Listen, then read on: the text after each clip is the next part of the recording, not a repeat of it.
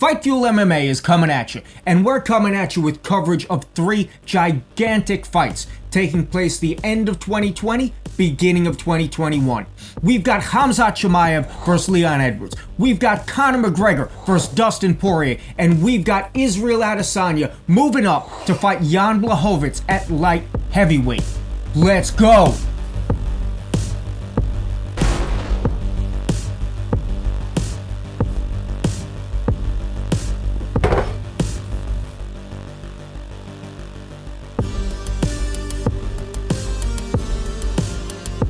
So UFC 254 went down October 24th, and because of the media attention around this card, Dana White decided to use this platform to let everyone know what to look forward to in the next few months coming up. He announced not 1, not 2, but yes, you guessed it based on the title, 3 big name fights.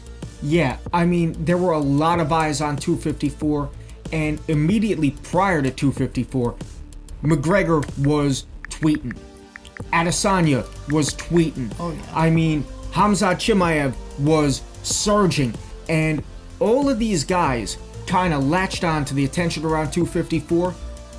White and Co. know this, and they decided to make and announce fights for these big name fighters surrounding 254. The first big fight that the UFC announced was a booking between Khamzat Chimaev and Leon Rocky Edwards. You've got Khamzat Chimaev, the king of Fight Island, an international master of Smesh, taking on the top 3 welterweight in the world. But how does that happen? Funny you should ask that, because we have the answer for you linked above in the iCard. We have all videos pertaining to Khamzat Chimaev from his debut to why the UFC needs him right now. So pause this video if you need to get caught up on the Chimaev hype, and then just come right back here. Yeah, now pertaining to this fight, quick story about what happened. Leon Edwards has been ranked number 3 for a while, but he's been inactive for a while. He's been trying to pick and choose his fights. He's been turning down some fights. He only wants ranked opponents that are going to get him a step closer to a title shot. Khamzat Chimaev is on a tear, but he's got no number attached to his name. Edwards definitely doesn't want to fight this guy. So what happens?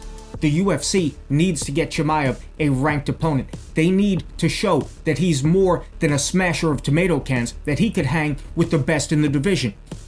They threatened to yank Leon Rocky Edwards from the rankings. In fact, the morning that Edwards took the Chimaev fight, he had been yanked from the rankings.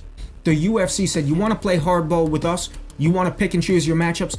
We don't even care about you that much. You're done, son. And they pigeonholed Edwards into taking a fight with the fighter no ranked opponent wants to fight right now. Yeah, I like to call it the Dana White flex. Yeah. Where he just flexes his ability to just pluck you from your spot that you worked really hard for if you want to play hardball with him. So I feel like it's another example of this. This is what he does. I mean, this is why he's the president of the UFC. Because he's an asshole. But look, he gets fights made.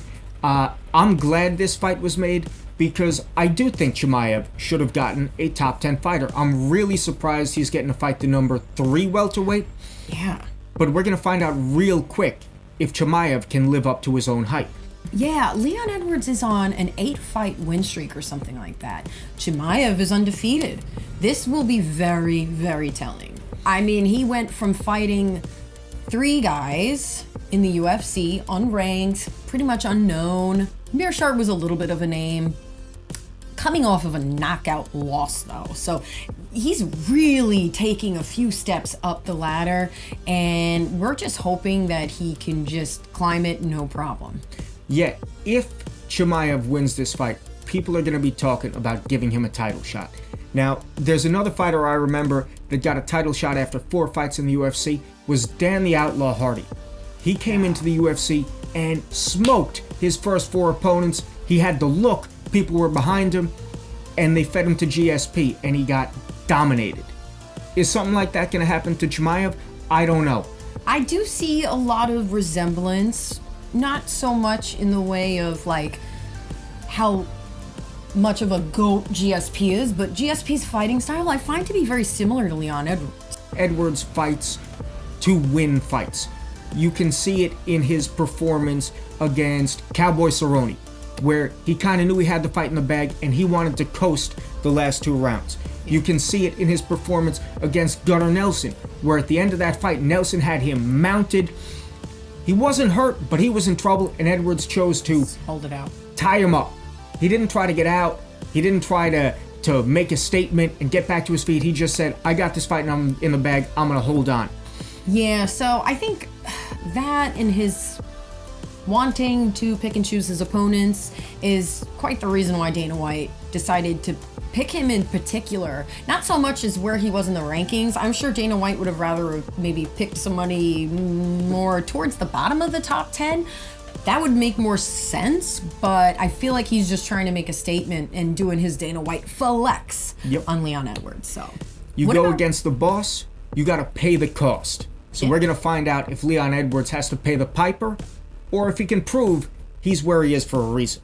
Yeah, and this just shows you what a stark contrast in styles these two are. So Leon Edwards, we do see the tendency to just want to win the fight, but with Chimaev, we see him want to smash right out the gate, getting those first round stoppages. The reason why everyone's so on this hype train for Chimaev is because of his exciting, dominating fighting style. And he's hungry like the wolf. Yeah. We could put some Duran Duran music in, right? Hungry. We're gonna get sued. Okay, we're not doing that, but you know what I'm talking about. Yeah. All right, moving on. Probably the biggest fight announcement made surrounding UFC 254 is the rematch between Conor McGregor and Dustin Poirier. Yeah. They fought years ago at featherweight, and McGregor smoked Poirier. He did what he does. Now, Poirier's moved up to lightweight. McGregor's coming back down to lightweight. This is the weight division they both belong in. Now we're going to get to see who wins this fight when they're matched at the right weight class. So both these guys had previously been fighting at 145. Now, since Poirier has moved up to 155, he's looked incredible. He has stayed at the top of the game, he's been grinding, improving, and he's been winning big fights all the way to getting the interim title and getting a chance to fight for the undisputed lightweight title against Khabib Nurmagomedov. Yeah, that was the only problem, is he had to go against Khabib Nurmagomedov to get that official undisputed title recognition. That's unfortunate. Yeah, because Khabib did what he does, and he RNC'd Dustin Poirier quick. Yeah. What I see in Dustin Poirier is a fighter who embraces the grind, just like Dave was saying. And he just works so hard, and you just see him put the work in, and the rewards hopefully will come through in this rematch against McGregor. Yeah. Now, on McGregor's side, he's a fighter who plays games. He bounces around weight divisions. He bounces around sports. He is a master of self-promotion. Now, I feel like he doesn't even fight anymore. He makes business deals when he steps into the cage. Yeah. But now, he's coming back to 155, the weight division that I think is best for him. Behind the scenes, he had been playing head games with Dana White, the press, the fans, talking about, oh, I want to fight Diego Sanchez. I want to fight Manny Pacquiao in boxing. Maybe he did, but he generated enough interest and leverage against the UFC to get them to make this fight. Now people are talking about it. Now he's automatically jumped himself into the title picture at 155 with this rematch against Poirier. Yeah, I do have to really commend McGregor here for building the hype behind this rematch and generating the interest and the buzz. Most people, they would watch that first fight and be like, why do we even need to see a rematch? But McGregor really brought it to the people to make it worth them running it back. Absolutely.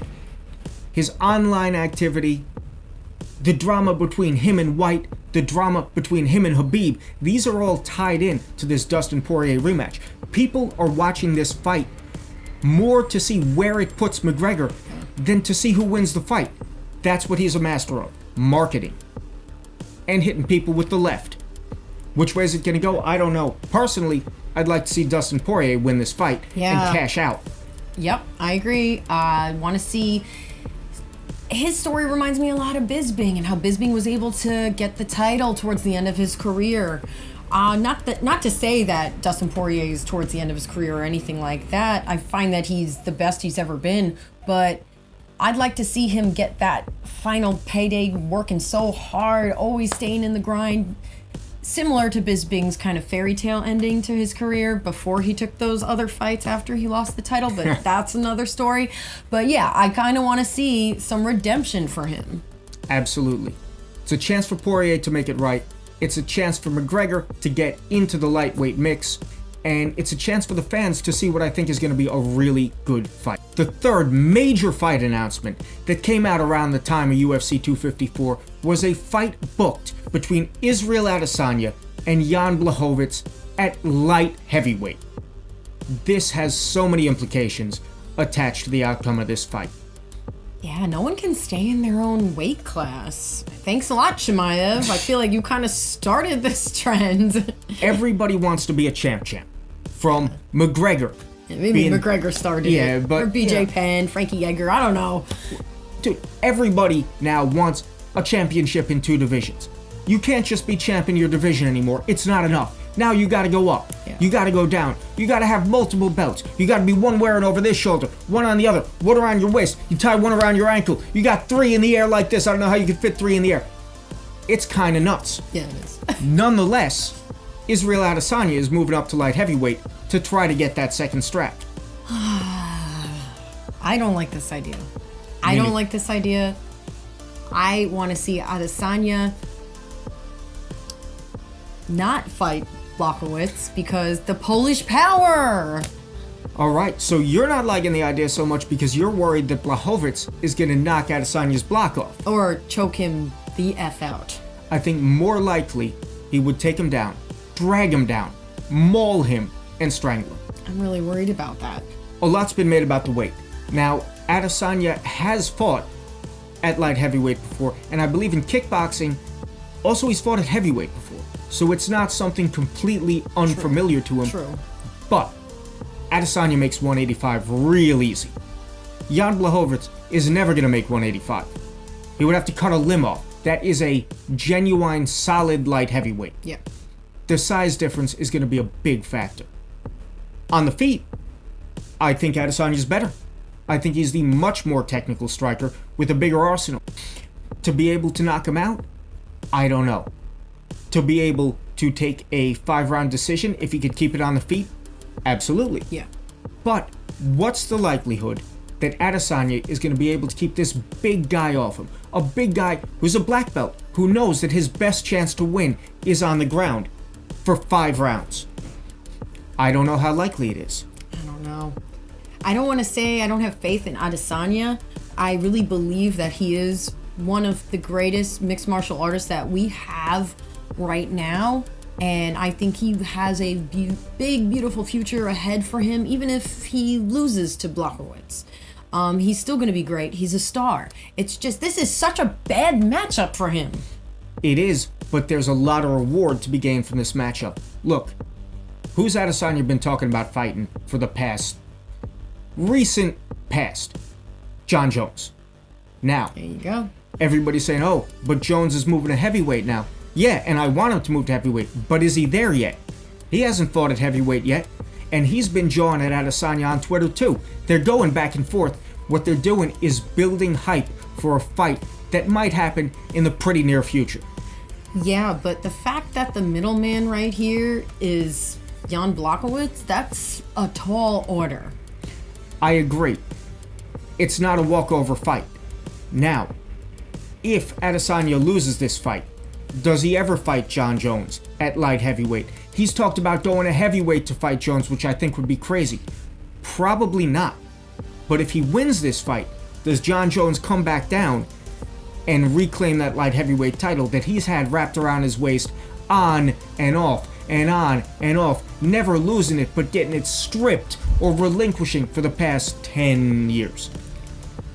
This is tough. I think that if Adesanya wins and holds that light heavyweight belt while holding the middleweight belt, Jon Jones will have no other option but to come back down and try to snatch it back from him.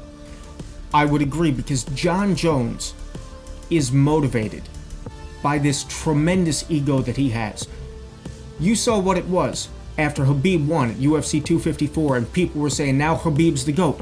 They put him at pound for pound number 1. Jones went on a 3-day media campaign talking about, hey, I like Khabib, but come on, I'm number 1. I'm the GOAT. I'm P for P. Dude, you don't have to do that. That's for the fans to do. That's for your manager to do. You don't have to say shit. You just have to win fights. Make yourself the GOAT. Don't say that you are. Jones wants to be thought of as king of the UFC pound for pound rankings.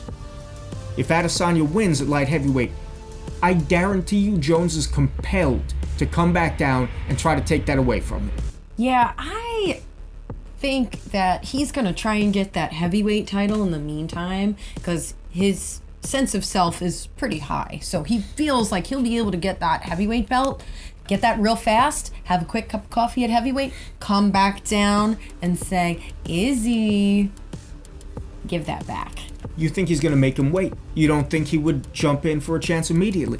That might be a smart strategy. Well, there is no date tied to this Adesanya Blachowicz match for the light heavyweight title. So there is that in place. That's so we true. don't know when this is going to happen. We know that it's a quote-unquote done deal according to Dana White, but this could be months away, you know? So with that being said, Jones may feel like he has enough time to do this all in. Grab that title, come back down, snatch Izzy's light heavyweight title, hold both belts, and just say DC in your face.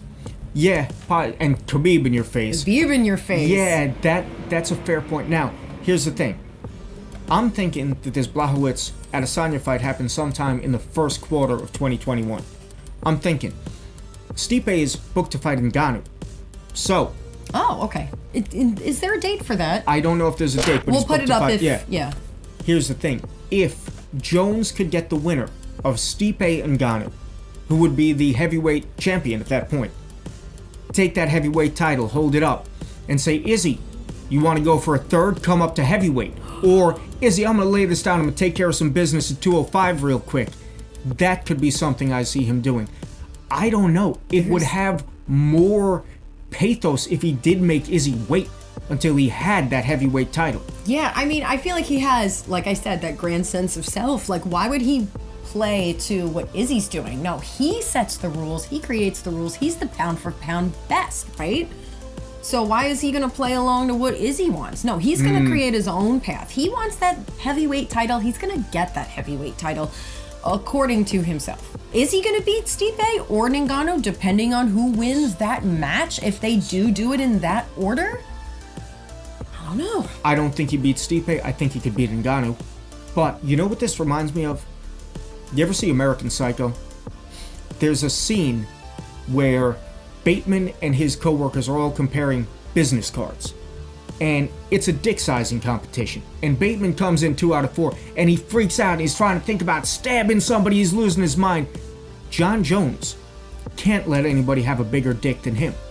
If Izzy gets those 2 titles, Jones is going to need to take that title back from him. Now, whether he waits until he's got the heavyweight title and then gets it back, or whether he jumps right in, I don't think Jones's sense of self would let Izzy sit with the light heavyweight title. Now, you say that it's a dick measuring contest, in essence.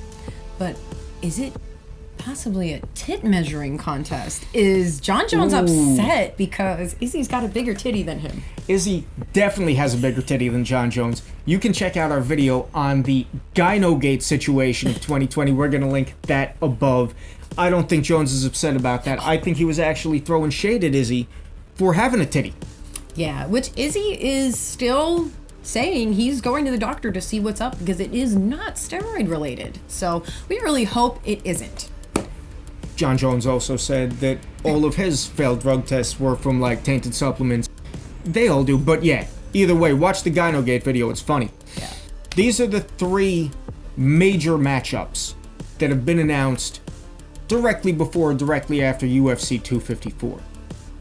We may or may not do some videos, breakdowns on these matchups, like technical breakdowns. We've got one in the works for the Chimaev versus Edwards video, and we're going to be bringing on a special guest for that one, someone who actually knows what they're talking about. In the meantime, we hope you enjoyed this video. We're going to shout out our best comment from our last video, as we always do. It is from Clifford JJ, and he is ranking nicknames in this comment, saying Jared the Killer Gorilla Cannoneer has the best nickname ever. Thank you guys so much for watching. Thank you guys so much for subscribing, liking, commenting. We really like the comments, so throw them at us. Yeah. And we're out. We'll catch you next time, guys. Fight Fuel MMA signing off.